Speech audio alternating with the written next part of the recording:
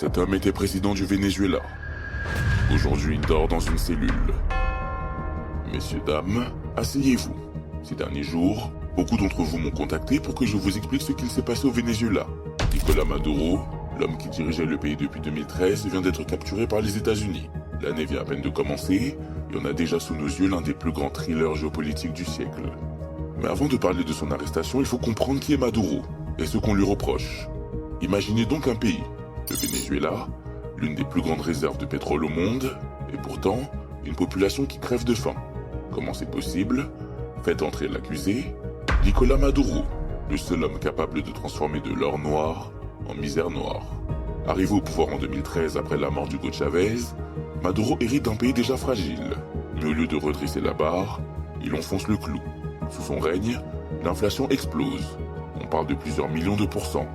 Oui, vous avez bien entendu. La monnaie s'effondre, les pénuries deviennent quotidiennes, plus de 7 millions de Vénézuéliens fuient le pays pour échapper à la misère. Pendant ce temps, lui et son entourage s'enrichissent. Bref, de la gouvernance quoi. Mais ce n'est pas tout. Les États-Unis l'accusent de quelque chose de bien plus grave. Diriger un cartel de drogue depuis le palais présidentiel. Parce qu'apparemment, ruiner un pays ne suffit pas, il faut aussi inonder l'Amérique de cocaïne. Les accusations sont lourdes. Narcoterrorisme, conspiration d'importation de cocaïne vers les États-Unis, possession d'armes lourdes.